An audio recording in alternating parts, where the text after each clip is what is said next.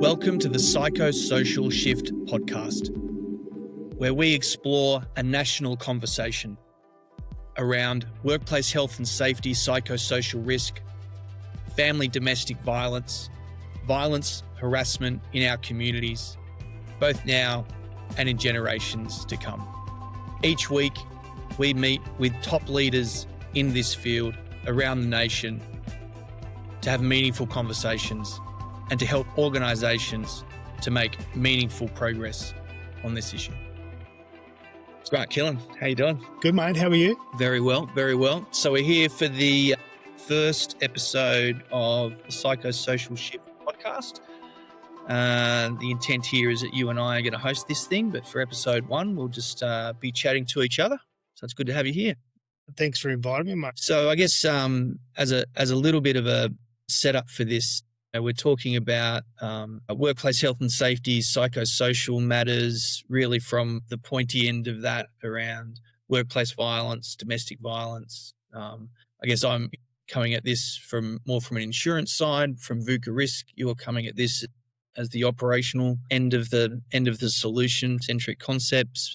We both come from a military background, but maybe we start with your background, mate, and how you got to this point. Yeah, absolutely. I started my military career in the Navy. I went through as a Navy clearance diver for a number of years, and then went a little bit of contracting work overseas, and then left that, and I came back here to Queensland, and that's where I joined the Queensland Police, and I had a career in the Queensland Police where I specialised in the explosive ordnance response team and also in the close personal protection team, so looking after all the dignitaries and internationally protected people that came to visit Queensland. And when I finished up there, I sort of moved into the oil and gas area, looking after security and emergency response. I had a look at how, workplace safety and domestic violence is managed from both a policing perspective as well as a service support perspective. And I thought, there's a lot of gaps in there. So that's where Concentric Concepts was born. The name Concentric Concepts comes from providing concentric layers of protection around women and children who were experiencing family and domestic and family violence. So yeah, we never worked together back in the day, but I used to work a lot with the clearance divers. So I was a commando counterterrorism captain and got out of that. I also worked around the world for a bit and started a 24/7 emergency management business that ended up partnering with the insurance industry a lot, doing 24/7 emergency response to medical situations and kidnappings and political evacuations, environmental disasters and that kind of thing. And so that was my introduction to the insurance industry, doing about 12,000 response cases there. And then I sold that business to a big global insurance company and started getting, I guess, initially sort of perplexed and then interested and then obsessed with this violence issue and workplace harassment and violence. And coming from an insurance lens, it was always about like, how do we get the power of the insurance industry focused on this topic? So that's all done and dusted and live and in market. So I'm coming at this from an insurance background. VUCA Risk is the sponsor of this thing, and you are, the key response firm for VUCA on a 24/7 basis. So yeah, mate, it's an absolute delight to be hosting this podcast with you. Yeah, it's exciting, right? It's there's so much to talk about. I think the hardest part is to condense it. We're both pretty passionate. We're both talkers, so that could be a problem. Absolutely. All right, so let's get straight into it. So Grant, put us straight into a position. Take us with you into a case that you've dealt with recently where, you're rocking up and things aren't great and you and your people need to, provide for the safety and security of vulnerable people. It's significant what we walk into. We usually walk in to the time when we're there to support, we're there to ensure their ongoing safety. So the police might go in and detain someone for whatever their offence may be, and that's where we usually go in. The thing that gets me's the children. So when you walk into a house, and you can see the effects that it's had. There's holes in the walls, there's doors ripped off, there's broken windows with, blood all around the place. And then there's an 8-year-old child that comes in and says, "Oh, come on, I'll show you my little hiding spot where I usually go when this happens," and all that sort of stuff. Yeah. It doesn't hit home any harder than dealing with the children and having that conversation with them, especially when your kids are young. And you think to yourself, "Well, this is where we're at, right?" Gives you a little bit more of a drive to really go that extra mile and deliver what we're out there to deliver. And so as it relates to DV and workplace violence and violence out there in the community, you've been doing thousands of cases in recent years, right? We stopped counting at thousands. I used to. It's become such a volume now that it's really difficult to remember them. So we've sort of stopped counting, but yeah, stopped counting at the thousands of women and children that we, look after. A lot of people might be thinking, well, isn't that the police's job? So from a safety and security perspective, helping DV centres and working with police and organisations, how do you delineate between what the police are there to do and what your team is there to do, and and how I guess you complement for the police who are like always under the pump? Yes, this came to when we first started Concentric Concepts, was identifying that the police had a specific role in what they do, and having been a former police officer, I could certainly relate, and I could see where those challenges were ongoing. There's always a bit of a misconception around what the police actually do and what we expect as members of the public, or we expect them to do, which is generally everything. But and the police go in there, they're first responders. They make the scene safe. And we go in from that point there, and we put our safety mitigations in place so they can generally stay at home if they need. If we can get people to stay at home, we like to have people stay at home because they're comfortable at home. Their kids have got their school stuff and all that type of thing. So we go in and make sure that ongoing, are they going to be safe? And if we need to put mitigations in place to capture evidence or to do whatever we need to do, an early alert system, whether it's technology, whether it's actually physical security, whatever we need to do, we'll put that in place from there. In respect to working with the police, there's a lot of my former colleagues that are still working in the vulnerable persons units, and it sort of goes hand in glove with what we're trying to do. So, we speak the language, we've got that mutual respect there, and it makes it a little bit easier when we're trying to liaise with the police around what's going on, especially the technology abuse side of things. That's because it's ever evolving. They're always looking for that specialised support to provide advice and guidance around it. Because, as you say, the general duties police respond to, their daily shift. They turn up to work with 10 jobs in the pipeline, and I think I'm being conservative when I say that. And they might be things like fatalities on the road. The VUCA side bringing an insurance product to this and enabling corporations to step up in this respect. But when you and I met, one of the things that struck me was that you were talking about how difficult it is to get the funding to go out and look after these people. Absolutely. It's really difficult. We're constantly robbing Peter to pay Paul to try and get things put in place. And we might go out there and we say, here's our recommendations of what we really need to keep somebody safe. But the funding doesn't match what's actually required. So, we've got no shame in approaching whatever we need to approach to try and get that funding across the line. But it's not also the volume or the amount. It's about that timely response as well, and being able to, have access to know that this is covered and we can do it extremely fast. We're very agile. We'll do it within hours. The only thing the hold up is the approval process and all of that sort of stuff, the bureaucracy behind it. So that makes it a little bit difficult. Let's get into what this psychosocial risk thing is. And it sort of seems to be everywhere now. But I kind of, at least in my experience, there's a lot of academicness around it, or there's a lot of policy procedure, ticking of boxes, legislative requirements. From the front line perspective, what is psychosocial risk from your perspective and what you guys are seeing every day? I think you can break it down into a couple of different parts. I think it's really essential that we provide that safe and harmonious place for somebody to go at work. So, there is always, regardless of what's happening at home, regardless of what's happening on the way to work and all that sort of stuff, there is that spillover that sort of comes into the workplace. And I'll use family violence as a bit of an example, right? Is that space is usually a safe place for people to go.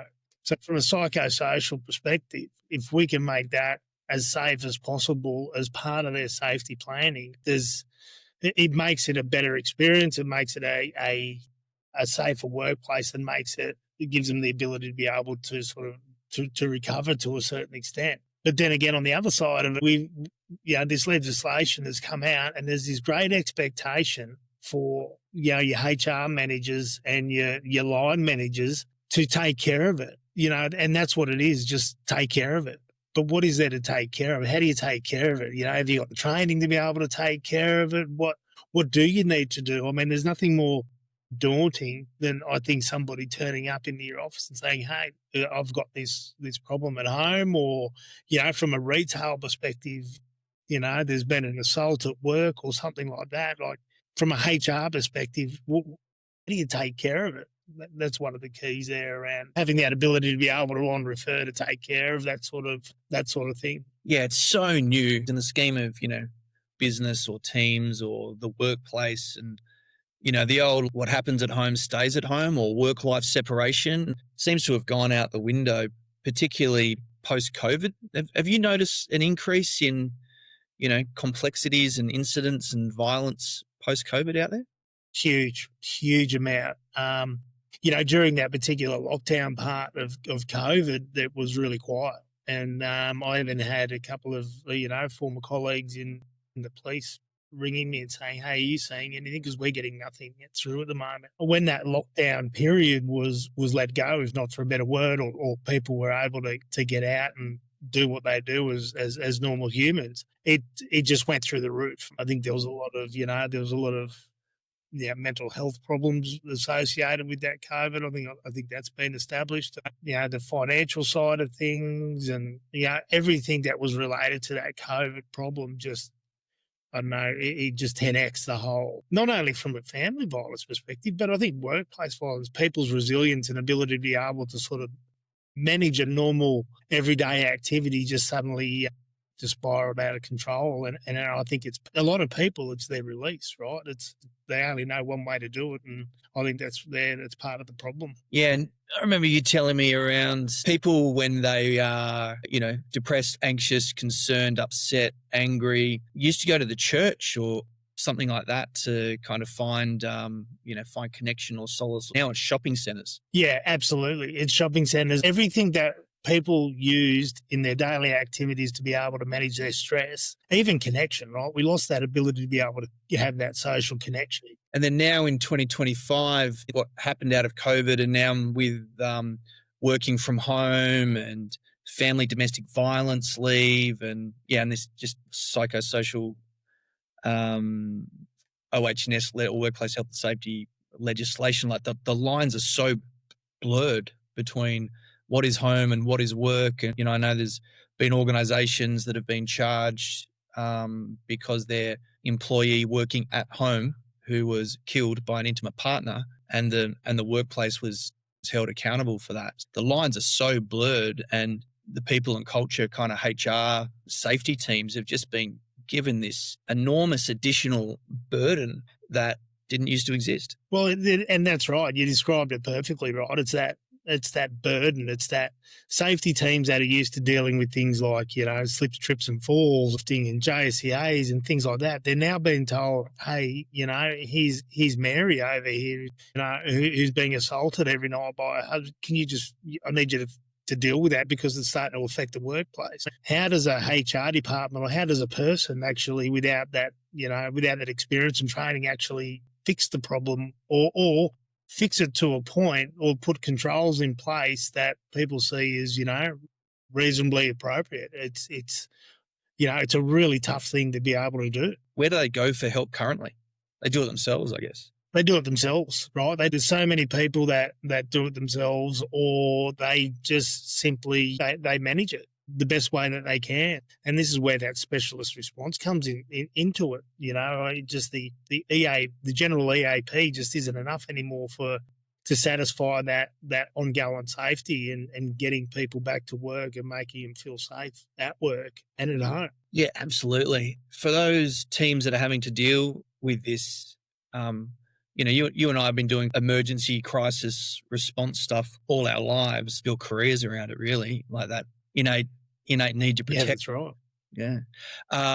But for most teams, for most organizations, when you look at the data coming out of coronial inquests and workplace safety investigations and all of that, what seems to pop up is that generally most organizations that have had some form of harassment, violence incident in the workplace or at home or whatever, they generally do the right thing most of the time.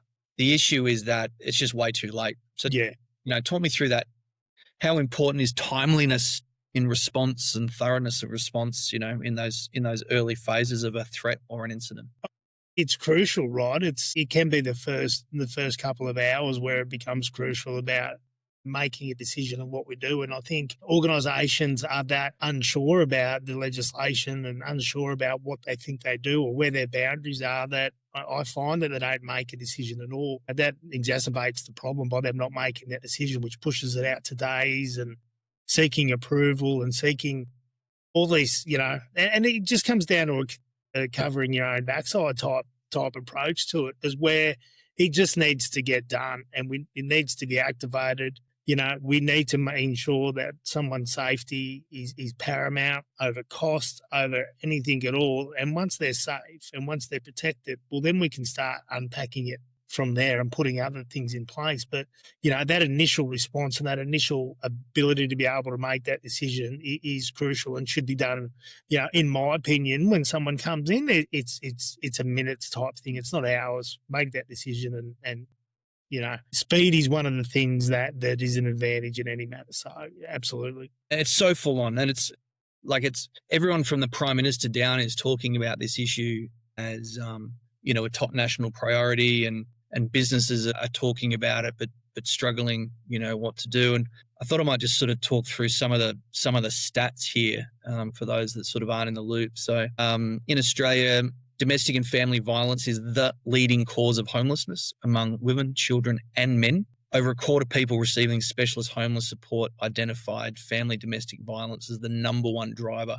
for needing help. One woman is killed every 9 days in Australia by a current or former partner. Nuts. And I think that's been reviewed. I think it might be even one in every 7 days at the moment. Yeah, right. 51% of victim survivors have said that the perpetrator's abuse has carried into the workplace. That 56% of serious workers' compensation claims are now from assaults and violence. That nearly 50% of reported victim survivors have said that it's affected their ability to get to work. 62% of people who experience family domestic violence are employed. So it's the majority of people. It's a national dilemma. So there's this amazing professor at Monash University, Dr. Kate Fitzgibbon, and I'm hopefully going to get her on the podcast soon so we can have a chat to her. Yeah. But it's really interesting. So she's moved out of more the social sciences department at Monash over to the business department because they've identified that organizations need to, pick this up and drive forward. I wanted to talk to you a little bit about the masculine sort of side to this conversation around, we were talking about just yesterday over a coffee actually, that I've been astounded that men don't seem willing to step into this conversation because they feel it's secret women's business. Yeah.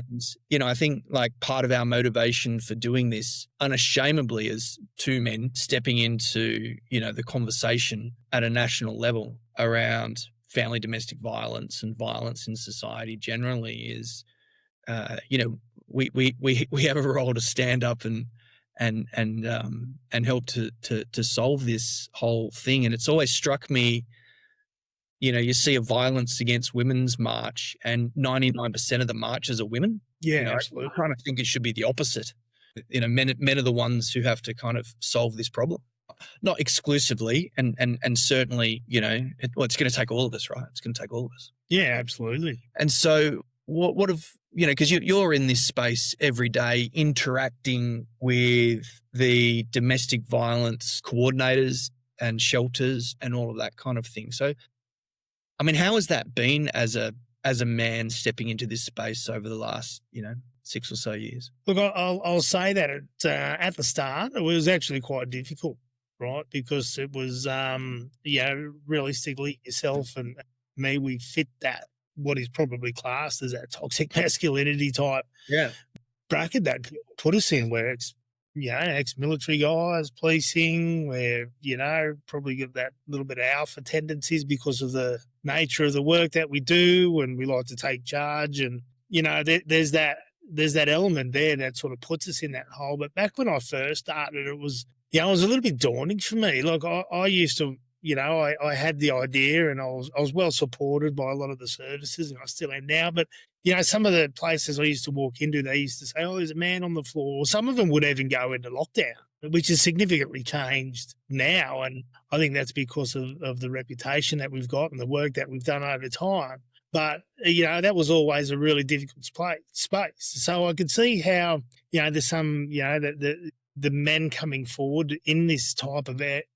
And I'll say that there's a lot of, as we were talking about yesterday, there's a lot of really good men out there that really put their foot forward, and they're really doing different programs and different things to be able to help, if not for a better word, with men's violence. But yeah, it was really difficult at the start, but you've sort of become a little bit of a household name now within that type of field. So Use this term good men, and I hear it a bunch. I hear women talking about it a lot. I hear, my friends in the workplace as well. Either it's like, where are the good men, or we need good men to step up, or from a positive way, I'm fortunate because I have good men around me, or, this term seems to be like in the current vernacular, the one that's used to describe, I don't know, whatever the positive side of masculinity or the safe side. But I've never really heard anyone codify it. And I think, I'm interested in this podcast series and kind of exploring that, particularly talking to women about what that means and how we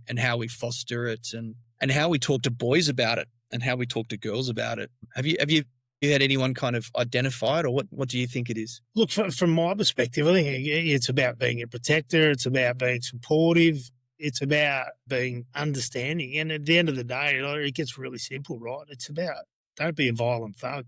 It's just about be respectful for people, regardless of gender, race, or religion. And I think if we can do a bit of that, I think it goes a long way. Yeah, I love that. One of my good friends, who's a bit of a philosopher, his view on not necessarily being a good man, but a good human is be a friend. Like, whether it out there in society, or with your loved ones, or with your kids, or in your workplaces. If we're optimizing for anything, it's like be a friend, be of help and use out there in society.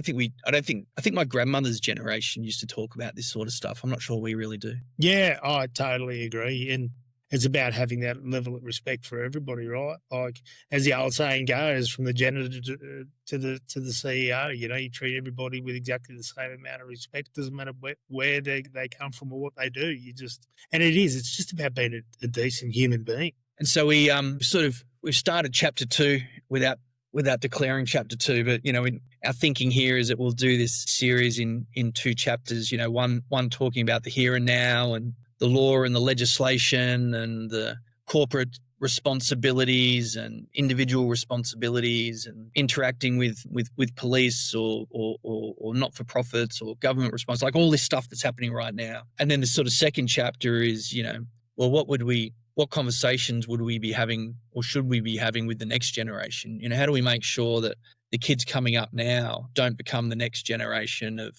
perpetrators and victims, in this spot? Because one of the things that annoys me the most is the conversation in the media and from a government level around increased jail terms. You're the ex-police officer, not me, but it kind of feels like we also need to be having the conversation right back at the other the other extreme of that around, conversations that we're having with our children. Yeah, completely agree. I mean, things like prison time and all that's the end result, right? That's when everything else has failed, and that's where, we need to go right back to the start. We need to go back and go through the education programs and kids need to be more resilient these days as well. We need to teach resilience. We need to emphasise that if you don't get something, that doesn't mean you go and hurt someone. If someone says no, it doesn't mean you've got a right to demand that that's a yes, and to do things that, to come around to your way of thinking. It just, I think there's a really big educational piece way back. We need to start in the kindergarten type area around this sort of stuff, But yeah, I think jail's look, hey, it's required where it's required, But when we've got young people who have gone through generational types of violence, whether it's family violence or whatever, because of society's broken down, society's put them there.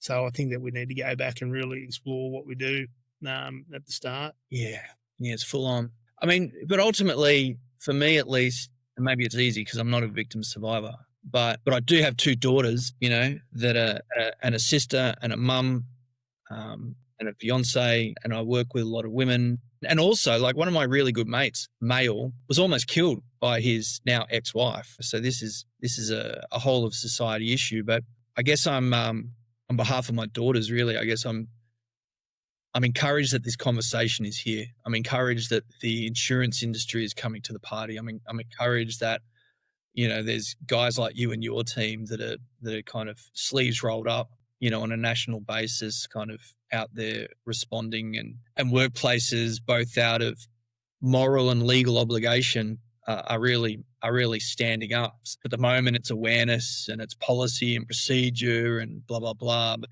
I get a sense as we look at the back end of 2025, going into 2026, that we're moving into action mode, and we absolutely have to. Oh, 100%. You can feel it, right? In everything that's out there at the moment, I'm starting to get that vibe. And businesses, as you say, play that massive role in it. And, a lot of businesses work in isolation and in silos, and they're all trying to do their bit around dealing with these social problems. And the beauty about the insurance part of it, it brings that consistency across the board, where that's same response and that the coverage is there, and yeah, it makes it a lot more efficient. Yeah, I'm pretty. It's so powerful. The reason we have so many of the fire mitigation mechanisms in place in our homes, in our offices, in hotels, in industries, is because of the insurance sector. The insurance sector really professionalized the fire risk mitigation. And then when we look at, particularly in countries like Australia, the private health system and how that takes the burden off the public system, and downstream of the insurance has enabled all sorts of service providers to operate and innovate and provide better service. And so I guess, we're kind of in the trenches trying to do that from a public safety perspective. And so really, yeah, absolutely, mechanisms there. It's just sort of turning the fire hose of the insurance sector towards this public safety problem, and took a long time to get sorted. But it's good to be backed by Lloyd's of London to enable us to do this. And I really see it like a little bit like roadside assistance. We're not the guys that are like, if someone's crashed their car, we're not the guys to write a check to give them some money to go and replace the vehicle down the track. We're like 24/7 roadside assistance. We're just the guys like making the promises and paying the bills at the end of the day, whether that's emergency accommodation or pet care or childcare or security or cybersecurity or police liaison or legal or whatever. Ultimately, it's you and your team and your national network that's having to deliver on a lot of those promises. In the next 10 years, I'm really interested to see what this urgent response, that ability to be able to put in place, and this early intervention sort of work, and the mitigations that we can put in place, how's that going to affect, down the path, for the out of the public purse? How's it going to affect the amount of money that's been spent on it, because I can pretty much guarantee you that that money is going to be considerably a lot less by having this program in place. The resources that are put into the services and trying to get people to safety, if we've got, something like this in place, well, we can do it in a heartbeat. So this is the key part of it, is it offers that speed and it offers that urgency to be able to go, right, let's deal with it now. We're good, it's covered, you're safe, and then we can only refer them into that system response, which is needed for that ongoing work. It takes so much pressure off the front end, it's ridiculous. It's great to be working on something that really gives you a sense that it matters, right?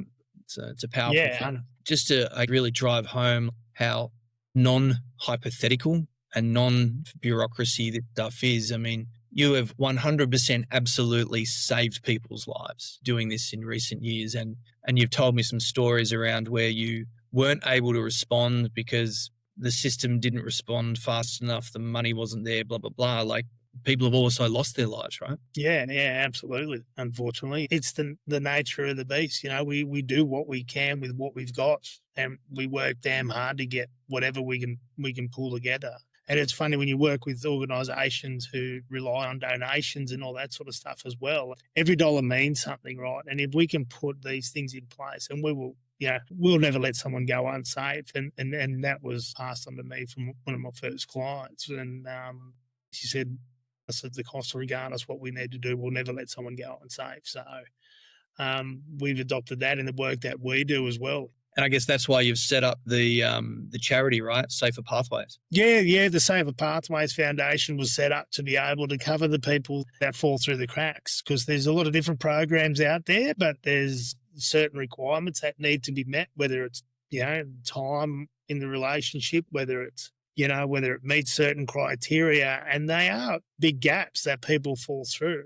And, I've never come across a victim survivor that says to me, I've got heaps of money I can do, I'll pay for you to do, A, B, and C. That, the amount of financial control and all that sort of stuff, or the circumstances lead to them just walking out with the shirt on their backs. The foundation has essentially just been set up to be able to, if we need to do more, we can do more, and we can cover that. And we love it. So, for every employee or every person that is covered under a VUCA policy, $1 goes to the foundation. I mean, it's super powerful. And you've had support from Commonwealth Bank for that as well, yeah? We've a couple of different programs that we've run in collaboration with our DV services out there, and one of them was YFS. We were lucky enough to win a grant for the Next Chapter Foundation, Next Chapter grant. And we were able to roll a technology facilitated abuse program out that had sensational results.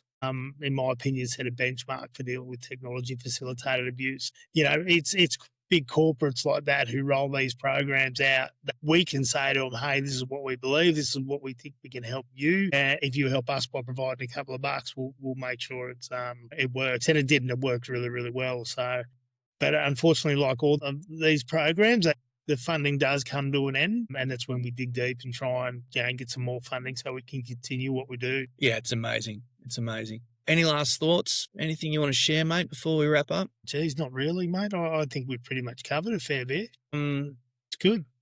Let's get some guests on. I think to those of you out here watching this, please share it. Please get the word out that that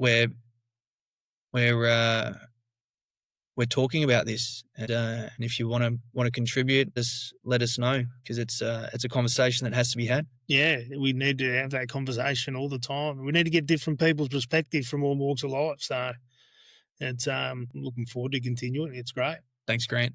You're a legend. Thanks, buddy.